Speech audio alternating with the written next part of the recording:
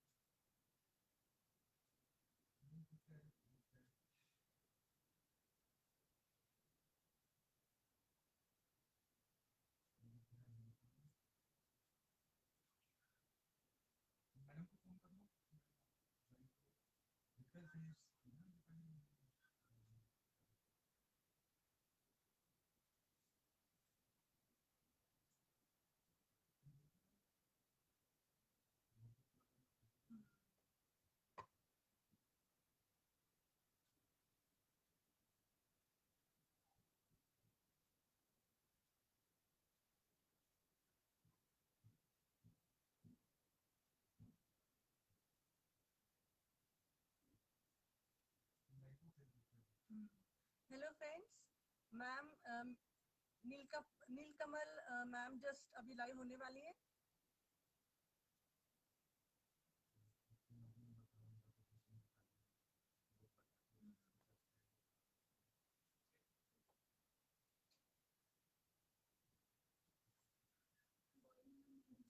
मैं दीपाली गुप्ता हूँ from Indira publishing house and आज हम यहाँ पे मैम की बुक नीलकमल कपूर मैम की बुक चुस्किया के बारे में डिस्कस करेंगे। बस थोड़ी देर में मैम जुड़ने वाली है।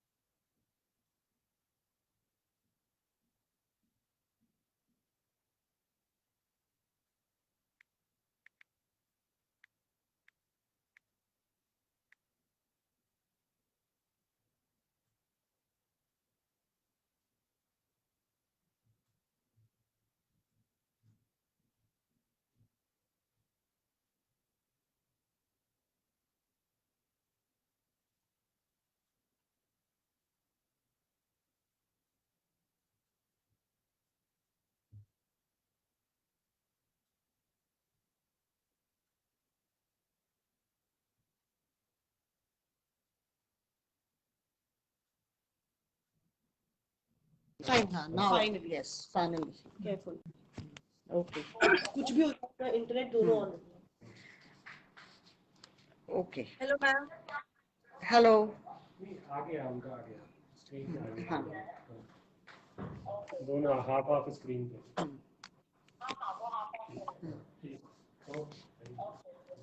Hello. Hello. Welcome ma'am.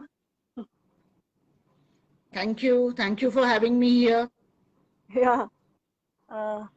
Hello everyone. Landmark the book store व इंदिरा पब्लिशिंग हाउस की ओर से आप सभी का हार्दिक वंदन, अभिनंदन व स्वागत है. आज हमारे साथ हैं doctor Neelkamal Kapoor ma'am.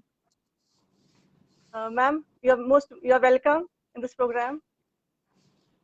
Thank you so much for having me, you and this. In spite of the lockdown, we could at least manage to be together. Yeah. Thank This is you. the first time that we are doing from distance. Yeah. Okay.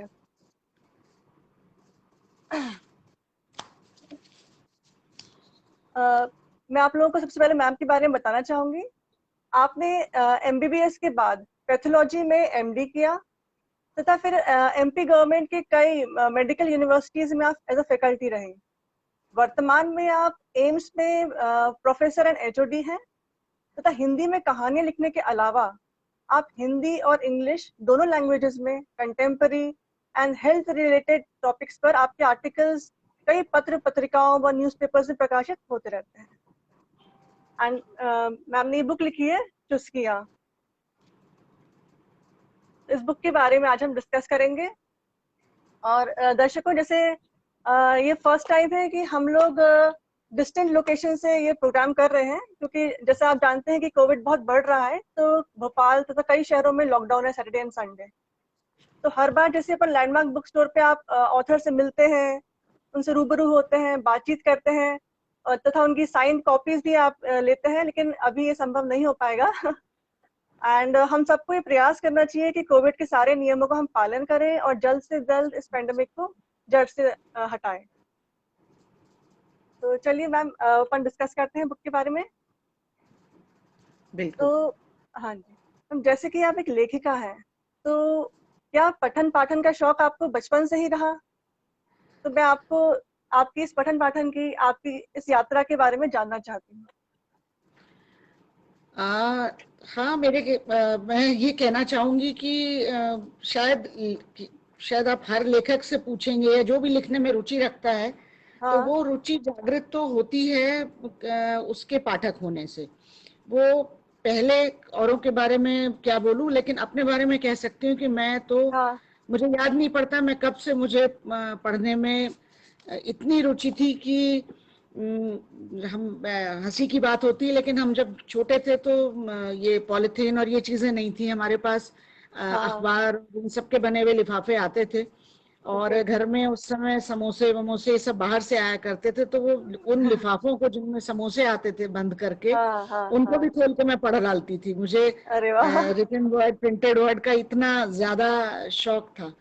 और दूसरा ये भी था कि हम जो हमारा परिवार था उसकी भी बहुत रुचि पठन पाठन में थी. मतलब मेरे ग्रैंड पेरेंट्स और ग्रेट ग्रैंड पेरेंट्स तक, मेरे मतलब ग्रेट ग्रैंडफादर इंजीनियर थे, मेरे ग्रैंड पेरेंट्स सब पोस्ट ग्रेजुएट्स थे. And I am talking of 1900s and let 1800s. और मेरी मदर खुद पूरी काफी एजुकेटेड फैमिली है आपकी और सब शौकीन है पढ़ने के.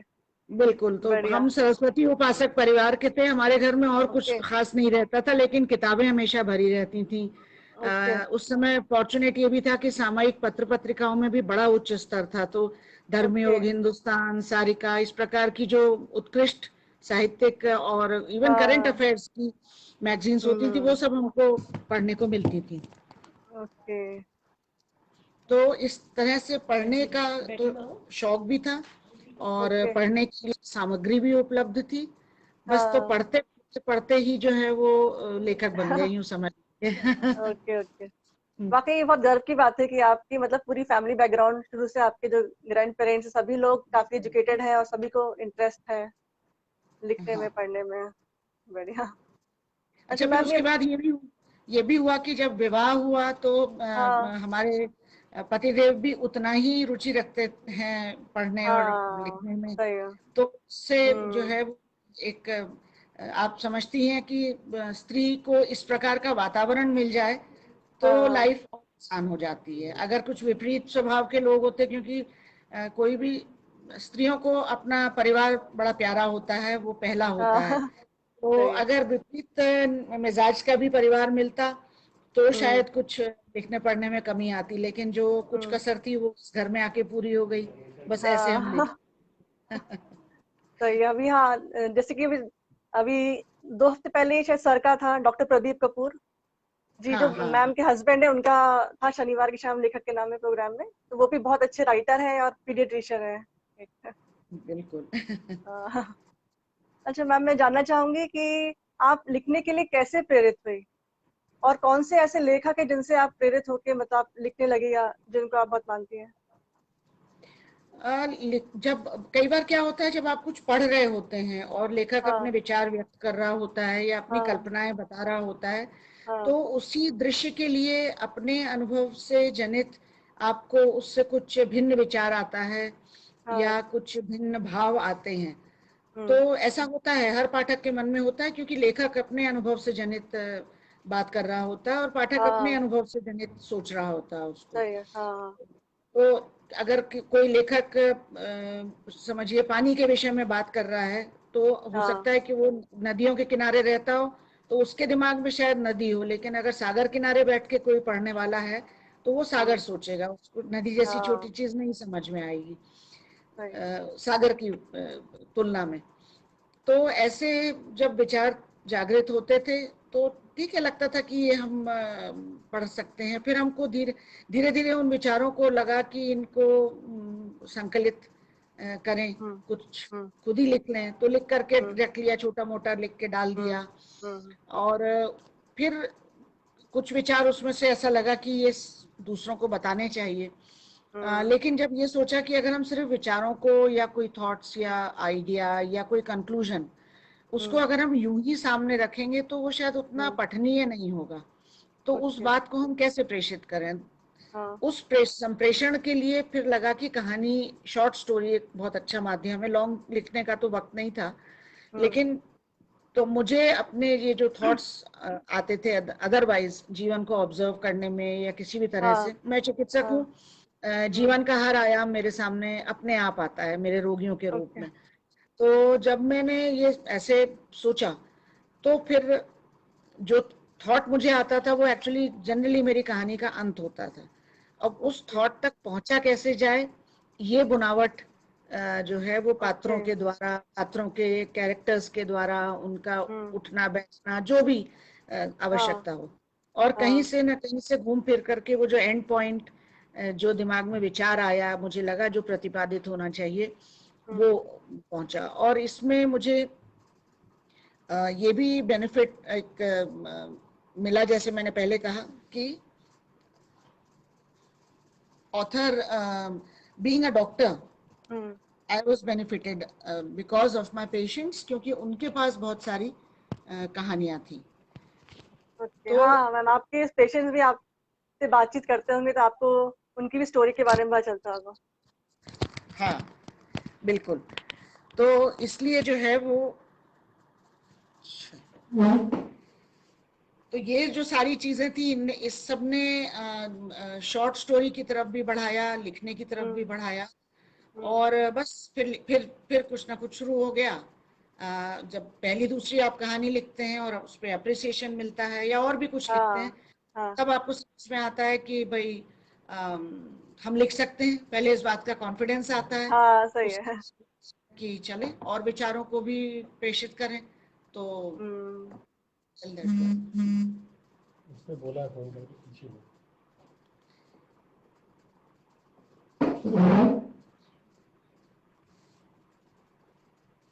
कुछ मुझे लग रहा है कि नहीं मैम, ठीक विजुअल लग रहा है एकदम। नहीं अब सही, ठीक क्लियर है। दिख रहा है। हाँ बढ़िया, क्लियर दिख रहा है। Great great. हम्म हाँ तो बात को और आगे बढ़ाते हाँ हैं।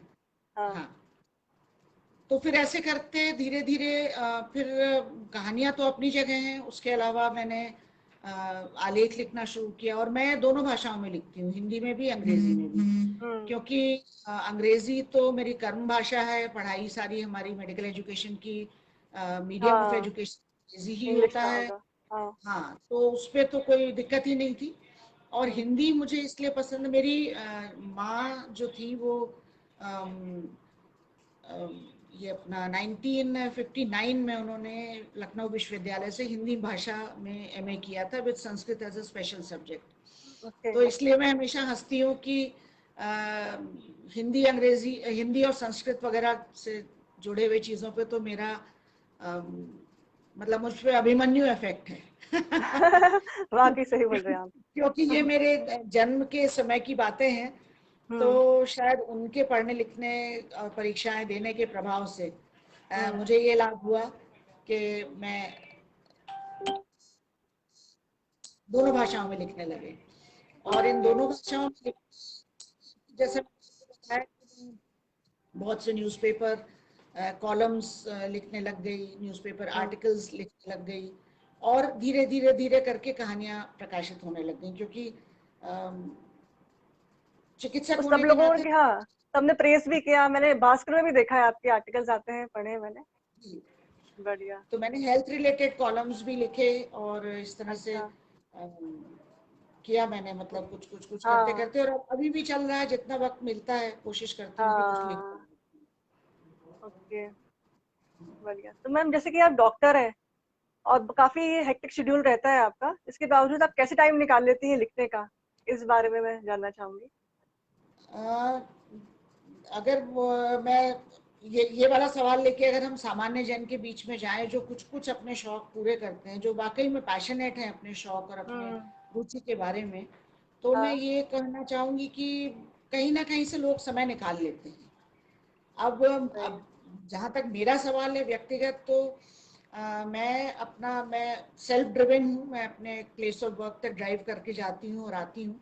तो जैसे मुझे कोई आइडिया या विचार आया, फिर मैं उस पर हाँ सोचना शुरू करती हूँ। और ओके। उसके बाद में जब ड्राइविंग टाइम आपका बिल्कुल फ्री टाइम होता है, एक्चुअली आप हाँ एक जी। फेमिलियर रोड पे चले जा रहे हैं, आपको उस राह हाँ की सब चीजें मालूम है, तो आप थोड़ा सा चिंतन भी कर सकते हैं। तो बाकी हाँ की कहानी मेरे दिमाग में मोस्टली उस समय या उस तरह के गैप्स जो टाइम में मिलते हैं उसमें पूरी होती चलती है, या जो भी मैं लिख रही हूँ। और अच्छा एक अच्छा। बार मैं जब वहां तक पहुंच जाती हूँ कि मुझे एक पूरा ढांचा मिल जाता है कहानी का, और पात्रों के बारे में भी मेरे दिमाग में पूरी समझ आ जाती, तब वो पहली बार होता है कि मैं अपने इन विचारों को कहीं से समय निकाल करके आधा एक घंटा बैठ करके और अपने लिख डालती हूँ। हाँ तो ये तो जब सही है पहले मैम, विचार पूरे रहते हैं तो फिर लिखने में आपको टाइम भी ज्यादा नहीं लगता होगा, क्योंकि समय नहीं स्टोरी तो लगता, ऑलरेडी हाँ, आपके दिमाग में है। बिल्कुल बिल्कुल बिल्कुल हाँ स्टोरी दिमाग में रहती है, उनके मतलब बोलना चालना, डायलॉग्स, कपड़े, हम्म तो वो प्रक्रिया बड़ी लंबी चलती है, उसमें कुछ भी समय लग सकता है, 7 8 10 दिन, एक महीना, जब तक वो फिट नहीं बैठे।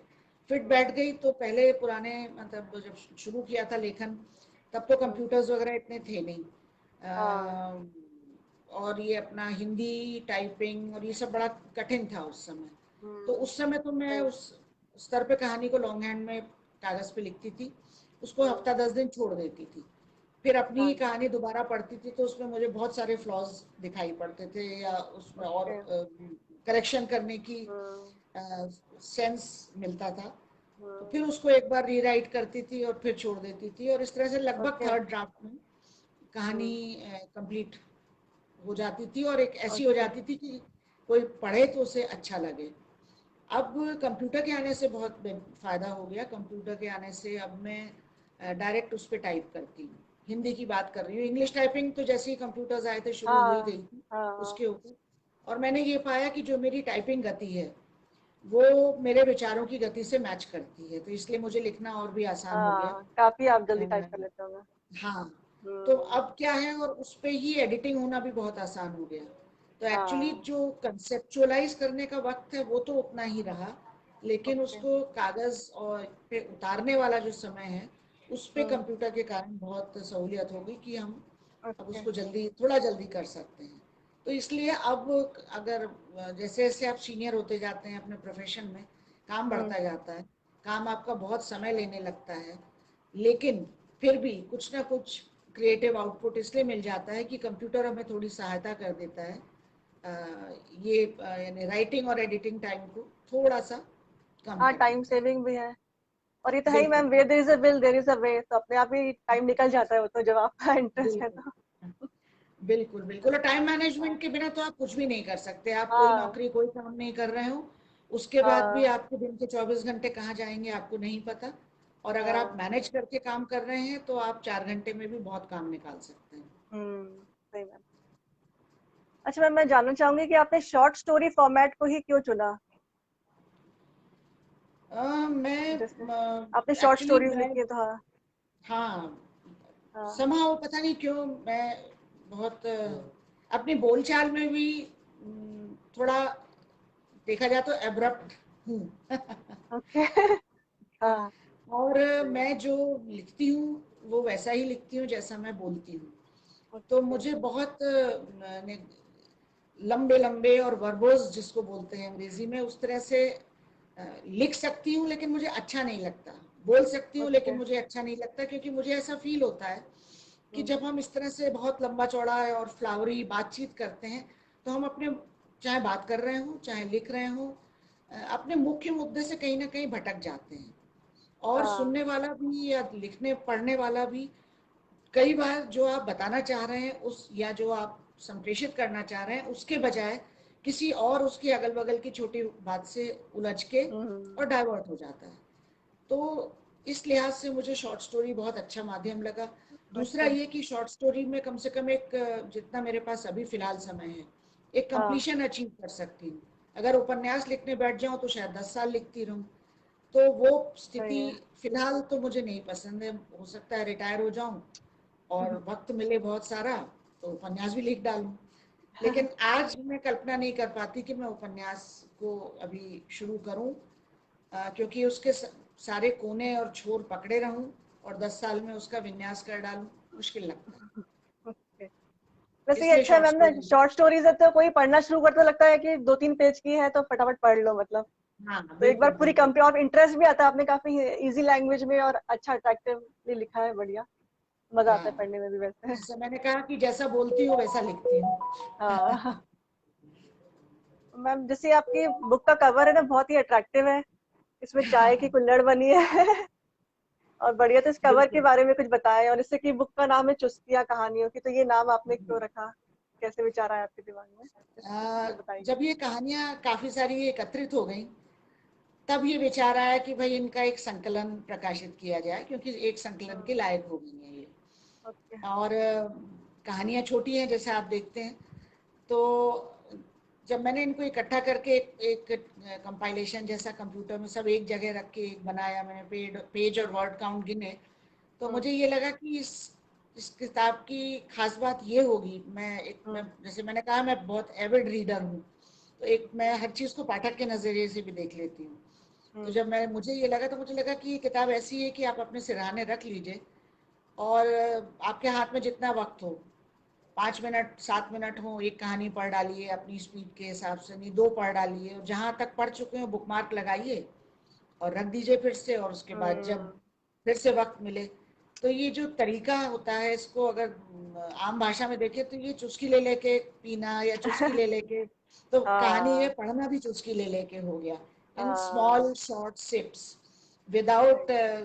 गेटिंग बॉदर्ड कि मेरे पास वक्त है कि नहीं है। जितना वक्त है उसमें कुछ ना कुछ मिल जाएगा। तो वो पढ़ेंगे हाँ। चुस्कियां तो वहां से आ गया।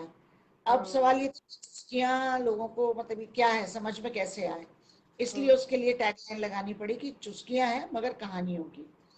और कौन हिंदुस्तानी है जिसको चुस्की के साथ चाय ना याद आए। तो सही, अभी भी इसलिए वाकई सब लोगों को मन हो गया होगा आपके बुक कवर देख के, ये कुल्हड़ में चाय। जो चाय के प्याला हो, शौकीन है, वाकई में उनको लग रहा होगा चाय की याद आ गई होगी। इसमें चाय का समय भी है। हाँ वही तो। सही है। तो म- तो हमारी एक्चुअली मेरी जो बड़ी बेटी है हम्म वो डिजाइनिंग के प्रोफेशन से है। She qualified as a product designer and hmm gradually she is in communication design. और वो जैसे आजकल होता है कि आप धीरे हम्म धीरे स्प्रेड करते हैं। जब उसको कहानी का शीर्षक बताया और ये कहा कि तो वो बोली अच्छा चुस्किया एज इन टी। तो हमने कहा यस, चुस्किया एज इन टी। हाँ तो फिर ये जो पिक्चर है और ये पूरा कॉन्सेप्ट है, फिर वो ढूंढ के निकाल के लाई। मैंने कहा कुछ करो अगर तुम बना सकते हो मेरे लिए। तो then she searched it and created it. और फिर प्रमोद जी जो इंदिरा पब्लिशिंग हाउस में के साथ में काम करते हैं, और उन्होंने इस बुक पे मेरे साथ बहुत काम किया।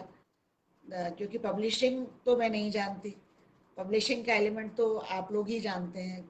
तो उन्होंने भी साथ में लग के, और फिर ये कवर डिजाइन इमर्ज हुआ। और जब ये ओके बना, इसमें कलर्स वगैरह सब चीजें दिखाई हाँ पड़ी, तो फिर ये सबको बहुत पसंद आया। और बस फिर ये तो उसका हो ही गया बुक वाकई का कवर भी बहुत एक। अट्रैक्टिव है, अंदर भी सब स्केचेस देखेंगे आप बुक के साथ में, हर हाँ चैप्टर में, हर स्टोरी में मैम ने स्केचेस भी डाले हुए थे। वाकई बिल्कुल। बहुत इंटरेस्ट आता है इसे पढ़ने में कैसे। हाँ तो इसमें वही कुछ स्केचेस जो हैं वो तो स्वयं बहुत मतलब जिसको कहना चाहिए हाँ सुनामधन्य आर्टिस्ट हैं, गौतम चक्रवर्ती जी, उनके हाथ के हैं। कुछ ओके जो स्केचेस हैं वो मैंने खुद ही बनाए हैं। जैसे कि ये वाला स्केच है, ये मेरा स्केच है, क्योंकि मुझे कुछ मैचिंग मिल नहीं रहा बहुत था जो बढ़िया कहानी को दिया हाँ जाए। हाँ तो ये खिड़की जो कहानी है उसको कंपनी करने के लिए स्केच बनाया, जिसमें अच्छा खिड़की की सलाखें हैं, फेस है, और एक हाँ पब्लिक है। तो ओके थोड़ा बहुत स्केचिंग पेंटिंग वगैरह मुझे करने का शौक है। तो बट इन्होंने पुस्तक को अट्रैक्टिव बनाने में बड़ी मदद करी। हाँ वाकई में अच्छा लग रहा है उससे। इनर हाँ डिजाइनिंग बहुत अच्छी है बुक की। अच्छा मैम, जैसे अभी thank you upon thank online है तो काफी लोग जुड़े हुए हैं अपने साथ अभी, जैसे यू। मनोज द्विवेदी जी हैं, रितु अटल कश्यप मैम बोल रही है very nice online program, congratulation to all team. Thank you. Vaishali Nanda जुड़ी है, वो बोल रही है at this difficult time of corona we can listen about book by author, it's great. Rohit Kapoor ji बोल रहे हैं लवली। डॉक्टर प्रदीप जी बोल रहे हैं nice free flowing discussion. Krishna Pal ji nice one ma'am. Nitin Harit ji देख रहे हैं अभी जुड़े हुए हैं। संजीव राय जी, पवित्रा शर्मा, मनीष गुप्ता जी जो मैनेजिंग डायरेक्टर है Indira publishing house and landmark the book store के, वो भी जुड़े हुए हैं साथ में। सीएम मुकेश यादव जी आपको बहुत बहुत बधाई दे रहे हैं। नीरज कुमार दुबे जी भी जुड़े हुए हैं अभी। मिस्टर आलोक दुबे जी जुड़े हैं। एंड वैशाली विजय भदौरिया जी, काफी लोग जुड़ गए मैम प्रोग्राम में। हाँ मैम, अब मैं जानना चाहूंगी आपसे कि लाइक इंदिरा पब्लिशिंग हाउस से आपने बुक पब्लिश कराई है, तो आपका कैसा अनुभव रहा पब्लिशिंग हाउस के साथ, इस बारे में कुछ बताइए। बहुत बहुत ही अच्छा अनुभव रहा। अच्छे को आप बहुत तरह से परिभाषित कर सकते हैं, लेकिन मुझे जो सबसे अच्छी बात लगी वो ये लगी कि एक बड़ा उत्साह का वातावरण। तो लेखक तो उत्साहित रहता ही है अपनी कृति के बारे में, लेकिन अगर उसका काउंटर पार्ट जो उस कृति को प्रकाश में ला रहा है, वहां पर भी उत्साह का वही भाव मिले। मनीष जी का उत्साह, दीपाली जी आपका उत्साह, प्रमोद जी जैसा मैंने कहा, उन्होंने बहुत यानी मैं उनको किसी भी समय कॉल कर लेती थी, क्योंकि मैं बहुत थोड़ा सा मेरे मेरे अपने भी विचार थे पब्लिशिंग के बारे में कि हमारे एक हर कहानी का एक रिप्रेजेंटेटिव स्केच या कुछ चित्र होना चाहिए, उससे बुक सुंदर बनती है। उसके अलावा जैसे क्योंकि मैं खुद पढ़ती हूँ तो मैंने रियलाइज किया था कि कुछ फॉन्ट्स, कुछ स्पेसिंग्स पढ़ने में बड़ी दुरूह होती हैं और बहुत पाठक को परेशान करती हैं, स्पेशली ऐसे पाठक जो ग्लासेस यूज करते हैं। तो मैंने कई बार उन्होंने मुझे अलग तरह के फॉन्ट्स एंड प्रिंट्स दिखाए, और उसके आधार पे फिर मैंने चूज़ किया। जो चूज़ किया उसको उन्होंने बहुत ईमानदारी से उतारा। और एक और चीज़ के बारे में मैं बहुत क्लियर थी कि प्रूफ की मिस्टेक्स, खासतौर से वर्तनी की गलतियाँ या स्पेलिंग की मिस्टेक्स नहीं होनी चाहिए, क्योंकि हिंदी भाषा की पुस्तक में अगर वर्तनी की गलती मिले हाँ पढ़ते पढ़ते और अच्छा पाठक हो, तो उसमें बिल्कुल वही फील आती है कि जैसे आप मूंगफली चबा रहे थे और एकदम से आपने झिंगुर या चींटा चबा लिया, इतना बुरा लगता है। सही, जो या रेप हाँ का कांड एक्सपर्ट है वो तो होता नहीं है। पसंद करेगा ऐसा। हाँ नहीं, नॉन हाँ एक्सपर्ट्स को भी ये वाली गलतियां पता लग जाती हैं।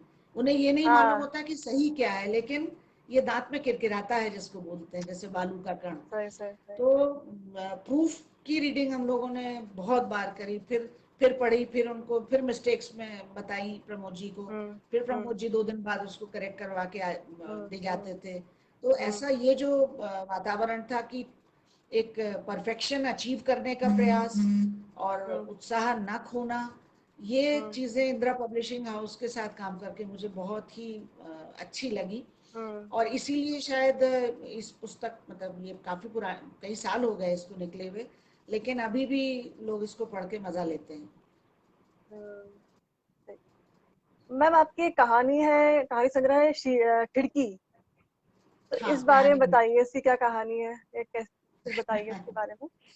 नहीं, एक्चुअली जिसका क्या आपने हुआ स्केच कि, बनाया, भी दिखाया था आपने जिसका, कि हाँ आपने हाँ स्केच हाँ, बनाया है। जी जी जी। हाँ अ, क्या था कि हम जैसे आमतौर पे हम जब बैठते हैं मित्रों के साथ या कहीं भी, बहुत सारी चर्चाएं निकलती हैं। कोई राजनीतिक चर्चा होती है, कहीं कोई और बात होती है, तो वो तो बहुत ज्यादा होती है। कभी कभी थोड़ा सा उससे हट के चर्चा होने लगती है, जो पीढ़ियों का डिफरेंस है, जेनरेशन गैप जो है, उसकी भी बातें होती हैं। आजकल के लड़के ये करते हैं, आजकल की लड़कियां वो करती हैं, ऐसे कैसे उठते हैं, कैसे उठती बैठती हैं। तो जब ये बातें होती थी तो मेरा लेखक मन कभी इस तरफ आके जस्टिफिकेशन देता था बात का कि नहीं भाई, जमाना बदल गया है, क्यों अब लड़कियां उस तरह से करें जैसे हम करते थे, या लड़के क्या करें वगैरह वगैरह, क्योंकि करियर्स बदल गए हैं, बहुत सी चीजें बदल गई हैं। तो दोनों तरफ से सोचते सोचते जो है, मुझे लगा कि इन चीजों को हम एक लाएं समाज के सामने। जो उसमें मैंने, मतलब ये एक्चुअली 2 आगे पीछे छपी हुई कहानियां हैं, जो वैसे अलग भी हैं और वैसे जुड़ी हुई भी हैं। हम्म एक कहानी है जल कुकड़ियां, और दूसरी है ये खिड़की। तो जल कुकड़ियां में तो मैंने ये दिखाने की कोशिश की कि एक मोहल्ला है, अलग अलग, मतलब उसमें आजकल बच्चे पेइंग गेस्ट रहते हैं, और कई लड़कियां पेइंग गेस्ट रहती हैं, उनके बॉयफ्रेंड आते हैं या वो कुछ और होता है। तो जो उस कॉलोनी में जो थोड़ी सी बड़े, उनसे बड़ी या पिछली जो जनरेशन की महिलाएं हैं, वो क्या सोचती हैं, क्या देखती हैं इस बीच, इस बारे में। और जब वो लिख चुकी और वो कहानी छपी और उसको बहुत तारीफ मिली, स्पेशली यंगर जनरेशन से तारीफ मिली, तो थोड़े कुछ समय बाद फिर मेरे को मुझे लगा कि मैं सोचूं तो कि ये यंगर जनरेशन जो भी बिहेवियर पैटर्न है, ऐसा क्यों होता है। तो जब ये देखा और सोचा, तो हमने पाया कि मोस्टली जो भोपाल जैसे शहरों में खास तौर से जो बच्चे आ रहे हैं, जो पेइंग गेस्ट वगैरह रहते हैं, वो और छोटे शहरों के हैं, जिनका कल्चर बहुत अभी भी बंद है, स्पेशली लड़कियों के उसमें। तो उन बच्चों को ये फीलिंग होती है कि हम अपना डिग्री का प्रोग्राम करने 3 साल के लिए आए हैं, तो इस 3 साल में हम सारे रस का आस्वाद कर लें, आगा पीछा सोचे बिना, और हम उसके बाद तो हमें वापस उस बंद वातावरण में, घुटे वातावरण में जाना ही है। तो ये जो बात है, इससे मैंने इस 2-3 साल के पीरियड को, जीवन, अपने जो बंद जीवन था और जो उन्हें लग रहा है कि आगे होगा, उन दोनों के संधि काल की एक स्वच्छंदता की खिड़की में से जैसे वो झांक रहे हो, ये कॉन्सेप्ट लेकर के ये कहानी लिखी। इसको भी बहुत पसंद किया गया। और वैसे भी मुझे मतलब शायद आपको सुन के अजीब लगेगा, लेकिन मुझे दीवार दरवाजों से ज्यादा खिड़कियां अच्छी लगती हैं क्योंकि मुझे लगता है कि किसी भी मकान में अगर सब तरफ खिड़कियां हैं, तो आपको हर खिड़की से अलग नज़ारा, अलग दृश्य मिलता है, कहीं से कुछ दिखता है, कहीं से कुछ दिखता है। बिल्कुल तो सही जीवन मैम। में जो हाँ वैरायटी है, वो मुझे बहुत एनकरेज और एंजॉयमेंट की चीज लगती है, हाँ कि सही। आप थोड़े थोड़े देर हर खिड़की पे खड़े हों, और जब वहां से मन उबे तो अगली खिड़की पे चले जाएं, तो सही, बिना किसी भी परेशानी टाइम के किसी भी टाइम खिड़की खोल सकते हैं। खिड़की दरवाजा खोल खोलने से पहले सकते हैं। सोचना पड़ता है। किसी बिल्कुल भी टाइम, बिल्कुल। रात में, दिन में, कभी भी। सही है। खिड़की पे खड़े होके आप वाकई। सुरक्षित हैं, आप देख सकते हैं सामने वाला से, आप पर्दा रखना चाहें तो रख सकते हैं, तो मुझे, मैं खिड़की पे पूरा निबंध लिख सकती हूँ, मेरे हिसाब से वो इतने काम की चीज है। सही बताए, सही बताए। स्पेशली महिलाओं के जीवन में तो बहुत ही होती है, क्योंकि महिलाओं, आम महिला के जीवन में बड़ी बंदिशें भी होती हैं। उन बंदिशों से थोड़ा सा आराम उनके कमरों की खिड़कियां उन्हें देती हैं, ऐसा मुझे सही, लगता है। नहीं सही बोल रहे हैं आप। हाँ वाकई। अच्छा, हम इस कहानी संग्रह में आपकी सबसे फेवरेट कौन सी है, उस वो पढ़ के सुनाइए या उसकी स्टोरी बताएं दर्शकों को। सबसे फेवरेट तो एक्चुअली क्या ही बोलूं, सभी फेवरेट है, सब सभी अपनी अच्छी अपनी है, तरह लेकिन से। हाँ जो आप हाँ, बताना चाहें। सभी अपनी अपनी तरह से हैं, और पूरी भी कहानी पता नहीं, शायद थोड़ी लंबी हो जाएगी। खिड़की ही सुनाती हूँ चलिए आपको, हाँ। क्योंकि इस इतनी बात करी है हम्म। तो शुरू करती हूँ। कीक्स यानी कृतिका, मग्स यानी मेघा, और सोमू यानी सौम्या। जी हाँ, यही तीनों रहती हैं शर्मा जी के यहाँ, उनके गेट वाले कवर्ड कैंपस के घर की बरसाती वाले कमरे में। वही पीजी सिस्टम। तीनों अलग अलग कस्बों से आई हैं और अलग अलग कॉलेजों में अलग अलग विषयों की पढ़ाई कर रही हैं। अब पढ़ने में कैसी हैं, क्या हैं, ये तो उतना नहीं मालूम, मगर बिना फेल हुए फर्स्ट ईयर से सेकंड ईयर में आ गई हैं, मतलब ठीक ही होंगी। 5 दिन का कॉलेज और 2 दिन यानी शनिवार रविवार की छुट्टी। वीकेंड में कपड़े धुलना, चोटी के बाल धुलना, कमरे की थोड़ी बहुत साफ सफाई वगैरह इत्यादि कार्यों के अतिरिक्त मॉल या बाजार का एक आध चक्कर, या मूवी, और या फिर थोड़ी लॉन्ग ड्राइव और पिकनिक। अरे नहीं नहीं, इतने बड़े घरों से नहीं आती है कि इनके पास खुद की कार हो, बस फ्रेंड्स की बाइक वगैरह पर। अब फ्रेंड्स कह लीजिए या बॉयफ्रेंड्स, आपकी मर्जी है, मगर ये तो जाती हैं उनके साथ। आज भी शनिवार था, यानी छुट्टी, मगर दोपहर का 1 बज रहा था, लेकिन कोई खास प्रोग्राम बना हो ऐसा नहीं लग रहा था। तीनों लड़कियां बरमूडा शॉर्ट्स और गंजी टाइप की टी शर्ट में थी। कीक्स तो सोई पड़ी थी, सोमू जरूर कमरे की सफाई और उसे ठीक करने में लगी हुई थी। नहीं जी, सोमू को सफाई वफाई का कोई शौक नहीं था। वो तो आज उसके मामा जी अपने काम से शहर आने वाले थे, तो उनकी बिटिया अंकिता, जो कि सोमू से 1 साल छोटी थी, ने जिद पकड़ ली थी कि हमें भी साथ ले चलो। शनिवार रविवार हम सौम्या जिज्जी के साथ रहकर आएंगे। सौम्या का ननिहाल भी उसके घर के पास वाले कस्बे में ही था। वहीं पर नाना मामा लोगों की अच्छी खेती बाड़ी और थोड़ा बहुत बिजनेस भी था। अंकिता ने भी 12वीं के बाद बहुत जिद की थी कि उसे भी कॉलेज पढ़ने शहर भेज दिया जाए, मगर उसके पापा यानी सौम्या के मामा जी बिल्कुल राजी न हुए। थोड़ी छोटी बड़ी होने पर भी सौम्या अंकिता की आपस में पटती खूब थी। आने जाने की भी कोई खास दूरी या दूसरी कोई समस्या न होने से बचपन भर यूं ही एक दूसरे के यहाँ आते जाते तकरीबन आधा साल साथ साथ ही गुजरता था। सौम्या के शहर आ जाने से ये जरा कम हो गया था, इसलिए मिलने की हुड़क थोड़ी और बढ़ गई थी। अभी 1 मिनट पहले ही मामा जी का फोन आया था कि वो तो काम में उलझे हुए हैं, मगर अंकिता को ऑटो करा दिया है और वो पहुंचती होगी सौम्या के पीजी में। सौम्या जिज्जी, अंकिता आकर सौम्या से लिपट गई। सौम्या ने भी उसे भींच लिया। हाय, कितने दिनों बाद मिल रहे हैं, और जल्दी से बता सबके हालचाल। पता तुझे देख के सबसे पहले कौन याद आ रहा है? गोल बाजार के पीपल के नीचे वाला चाट वाला। मग्स, तू सोच नहीं सकती क्या पानी पूरी खिलाता है, और आलू टिक्की तो हाय, पेट भर जाता है, मन नहीं भरता। सौम्या एक ही सांस में बोलती चली गई और फिर चौंक के बोली, अरे तुम सबका आपस में इंट्रो तो करवाया ही नहीं। मेरी कजिन और फ्रेंड अंकिता, और ये मेरी पीजी की रूममेट्स और फ्रेंड्स कृतिका यानी कीक्स और मेघा यानी मग्स। अब तक कीक्स बिस्तर से निकलकर आंखें मलते मलते कोने में रखे हीटर की तरफ ये कहते हुए चल दी थी कि मैं कॉफी बनाती हूँ। अंकिता हेलो कहकर चुपचाप कमरे का जायजा ले रही थी। वैसे तो सिर्फ 3 पलंग, 3 सेट मेज कुर्सी और दीवार में बनी 3 अलमारियां थी, मगर ये जरूर दिख रहा था कि यहाँ पर किसी शासक तत्व यानी कि मम्मी का कोई विशेष प्रभाव नहीं था। अंकिता के कौतूहल का सबसे बड़ा बिंदु सौम्या, कीक्स और मग्स की वेशभूषा यानी कि शॉर्ट्स और गंजी थी। जिज्जी, तुम लोग हमेशा यही पहनते हो? अंकिता ने पूछा। हाँ रे, कॉलेज से आए और अपन तो आ गए इस आरामदेह और हवादार ड्रेस में, सौम्या ने जवाब दिया। हमारी मम्मी देख लें तो इसी दम ये शॉर्ट से निकली हुई टांगे काट के फेंक दें।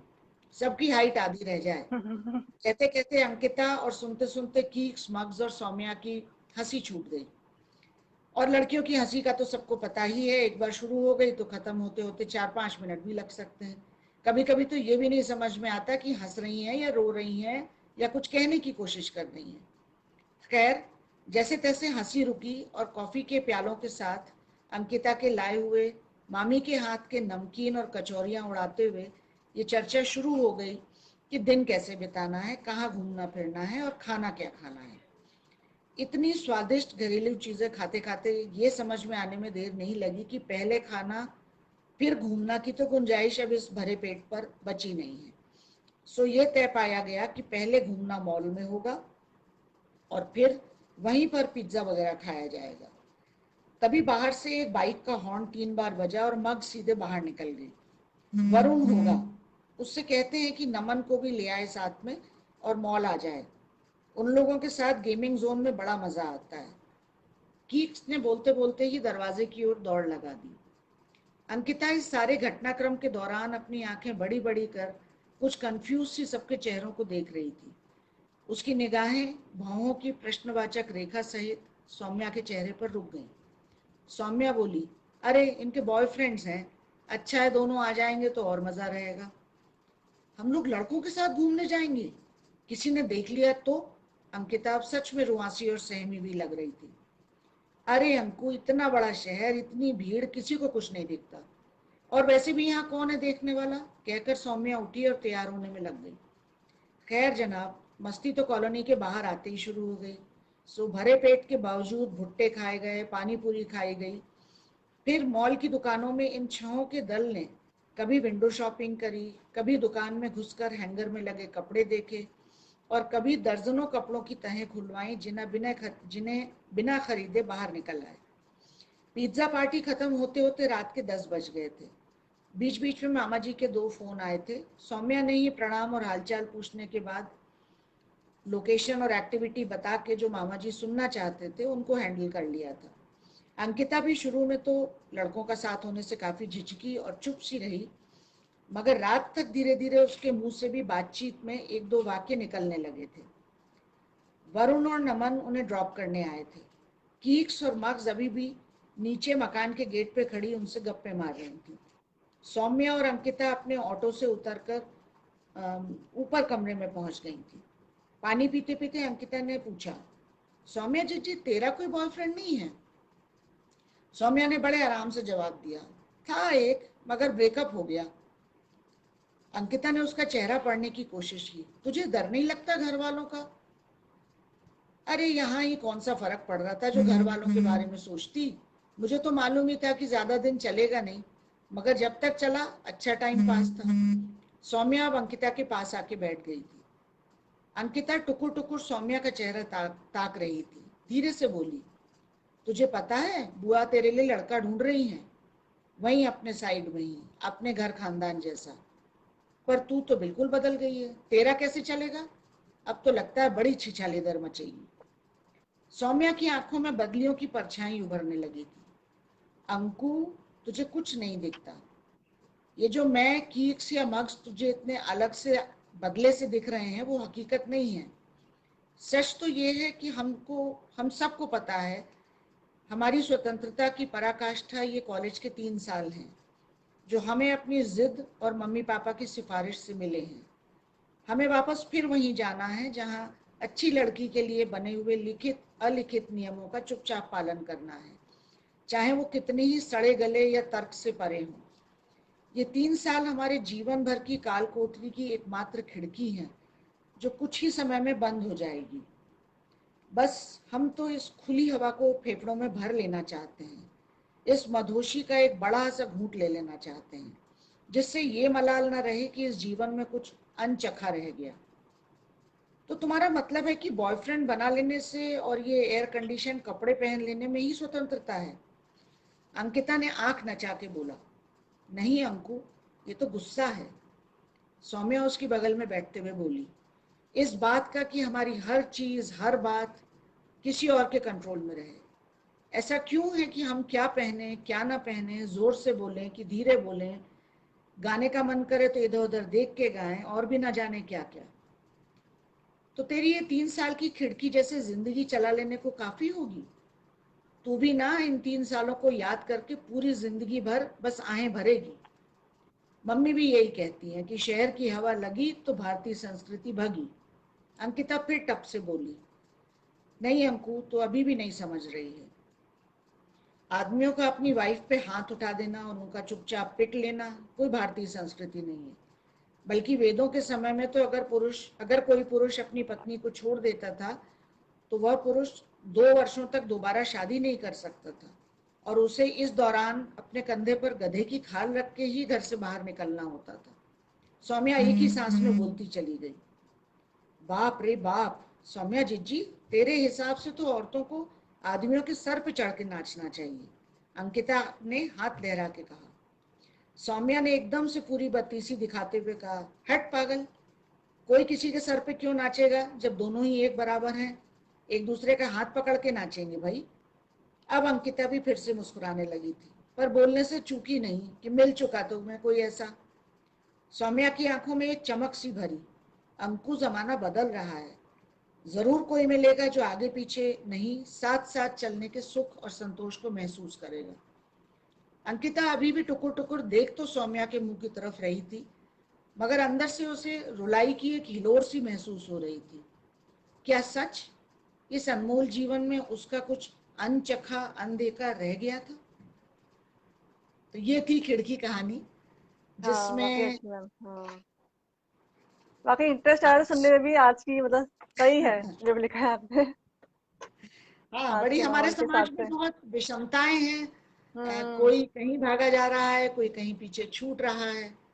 तो लेकिन उसमें विचार होना चाहिए, उन बातों पे चर्चा होनी चाहिए। तो इसलिए सही थोड़ा है। पठनीय तरह से इन मुद्दों को उठाने की हम्म। मैंने कोशिश करी। सही है। अभी मैम बहुत से लोग जुड़ गए हैं नए, हाँ हाँ। जैसे ये अवनी कपूर है, प्रमोद सिंह, छवि टंडन, ये लिख रही है ग्रेट गोइंग नीलू दी, और सुमित सिंह, सत्यम प्रेम, दीप्ति गोरकी जी, विनीता शर्मा जी, कृतिका गुप्ता जी, विजय भदौरिया, कृतिका तो हमारी दुर्गेश कहानी में रघुवंशी। भी है। अच्छा ओके तो काफी लोग जुड़ गए मैम, वाकई। तो मैम आपका बहुत बहुत धन्यवाद कि आप इस कार्यक्रम में आई, और दर्शकों आप लोगों का भी बहुत बहुत धन्यवाद कि आपने अपना बहुमूल्य समय दे के इस कार्यक्रम को देखा और इसे सफल बनाया। तो फिर मिलते हैं अपन नेक्स्ट सैटरडे फिर एक नए लेखक के साथ इंदिरा पब्लिशिंग हाउस के। जब तक के लिए गुड बाय।